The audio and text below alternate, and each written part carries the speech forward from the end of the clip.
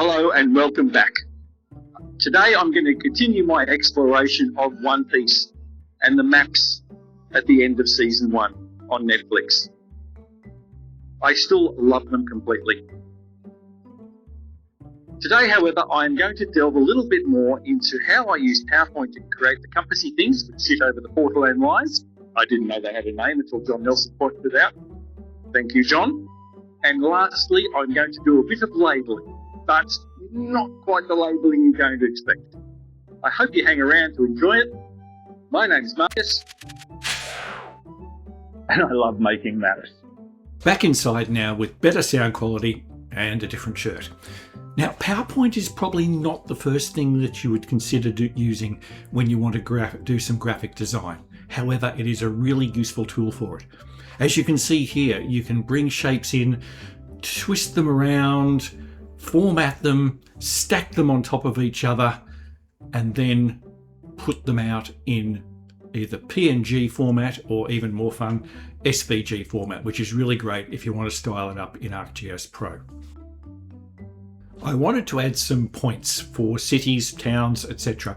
But rather than just going for a standard data set, I asked AI to generate a list of key locations in Southeast Asia and Oceania, include some alternate names, whether they be a historical usage or indigenous usage, and also provide a lat and long. And it did. So I sucked that in using the XY tool.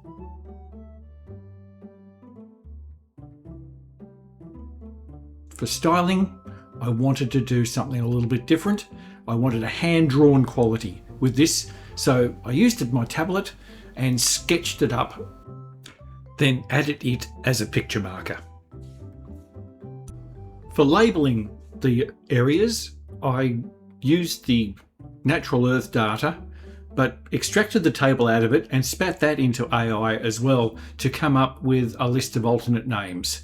Brought that back in and styled it up using a couple of different fonts that matched as best as I could with the ones used on the TV map. I then did the same thing with the marine areas. There are some quite detailed maps in the end credit sequence, including wave effects, some landscaping effects. So I went back to my tablet and sketched some of those up. For the oceans, I brought it in as a picture fill layer in the styling.